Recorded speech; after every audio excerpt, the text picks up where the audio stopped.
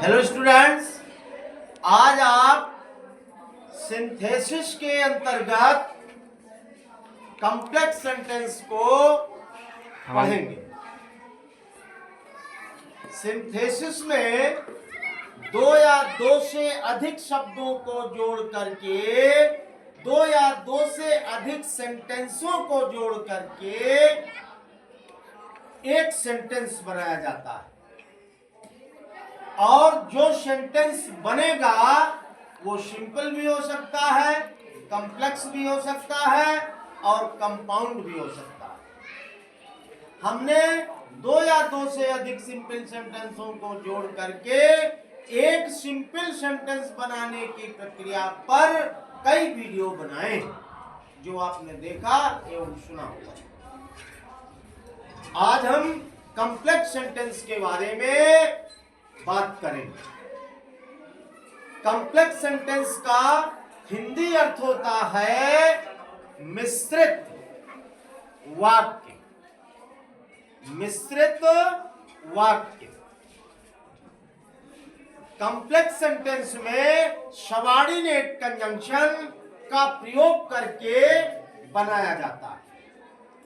If, that, because, where, what, when, how, why, since, as इत्यादि जो conjunction है ये सबऑर्डिनेट कंजंक्शन कहलाते हैं। सबऑर्डिनेट कंजंक्शन को आप किसी किताब से भी देख सकते हैं। If, whether, that, because, how, what, why, whom, which, when, how, since, as, ये सब सबऑर्डिनेट कंजंक्शन। और कॉम्प्लेक्स सेंटेंस में सबऑर्डिनेट कंजंक्शन का प्रयोग किया जाता है और इसी कंजंक्शन से वाक्य बनता। देखते हैं कॉम्प्लेक्स सेंटेंस के तीन भेद होते हैं: noun clause, adjective clause, adverb clause. Noun clause, adjective clause, adverb clause. वास्तव में जब कॉम्प्लेक्स सेंटेंस हम बनाते हैं तो एक फिनिट वर्ब वाला सेंटेंस होता है जिसे पीसी कहते हैं, जिसे प्रिंसिपल क्लॉज कहते हैं। और इसी प्रिंसिपल क्लॉज पर एक अन्य वाक्य या इससे अधिक क्लॉज आश्रित होंगी जो यस्सी या सबऑर्डिनेट क्लॉज कहलाएगी। यानी कॉम्प्लेक्स सेंटेंस में एक पीसी होगी, बाकी सब यस्सी होगी। एक प्रिंसिपल क्लॉज होगी, बाकी सब सबऑर्डिनेट क्लॉज होगी। प्रिंसिपल क्लॉज फिनिट वर्ब होगी, पूरा अर्थ देगी, और सबऑर्डिनेट क्लॉज पूरा अर्थ नहीं देगी, अपना अर्थ देने के लिए पीसी यानी प्रिंसिपल क्लॉज पर आश्रित होगी। क्लॉज का मतलब उपवाक्य। क्लॉज का मतलब उपवाक्य। क्लॉज का अर्थ है शब्दों का वह समूह जो मीनिंगफुल न हो, अकेले अपना सेंटेंस का अर्थ न दे सके, अपना अर्थ देने के लिए दूसरे वाक्य पर आश्रित हो। तो कॉम्प्लेक्स सेंटेंस में एक पीसी होगी, बाकी सब यस्सी होगी, सबऑर्डिनेट होगी। और सबऑर्डिनेट में या नाउन क्लॉज होगी, या एडजेक्टिव क्लॉज होगी, या एडवर्ब क्लॉज होगी।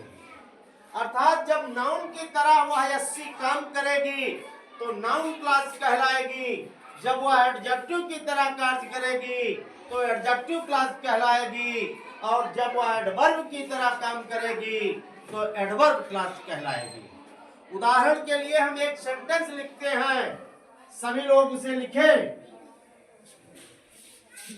पहला सेंटेंस है I know it, full stop. दूसरा है द अर्थ इज राउंड।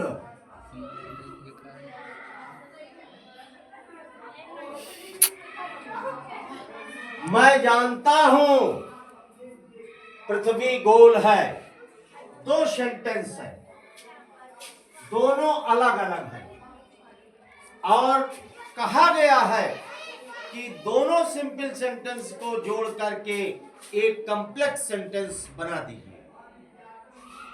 तो मैंने बताया कि एक को फिनिट रखना पड़ेगा, एक को पीसी बनाना पड़ेगा और एक को सबऑर्डिनेट बनाना पड़ेगा।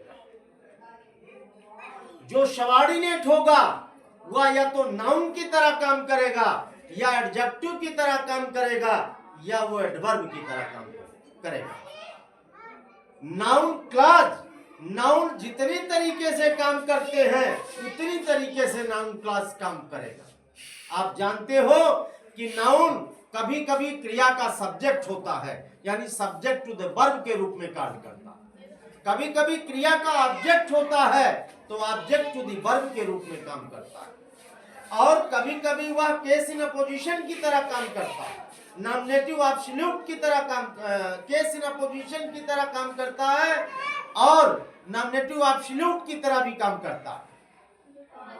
यानी दो करता है बगल बगल में लिख दिया गया बराबर का। नॉमिनेटिव एब्सोल्यूट को हमको कहने का मतलब यह है कि नाउन जो फंक्शन है वो हम नाउन क्लॉज में देखेंगे। जितना तरीके से नाउन काम करता है उतनी तरीके से नाउन क्लॉज काम करेगा। जरा इस उदाहरण को हल करते हैं और देखते हैं। तो हम पहले पीसी आई नो को बनाते हैं। आई नो, यहां इट था, मैं जानता हूं। मैं क्या जानता हूं? जो आएगा उत्तर में वो ऑब्जेक्ट टू द वर्ब होगा और अगर ऑब्जेक्ट टू द वर्ब होगा तो वो नाउन होगा। तो I know that, conjunction that लगा दिया। The earth is round, full stop लगा दिया।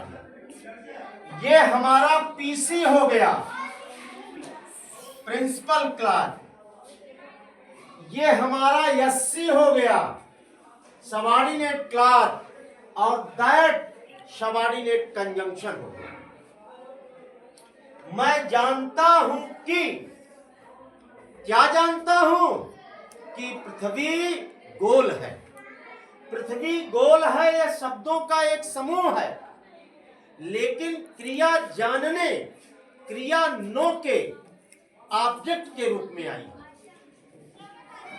तो ये नाउन है, ऑब्जेक्ट टू द वर्ब। ये नाउन है लेकिन ऑब्जेक्ट टू द वर्ब है।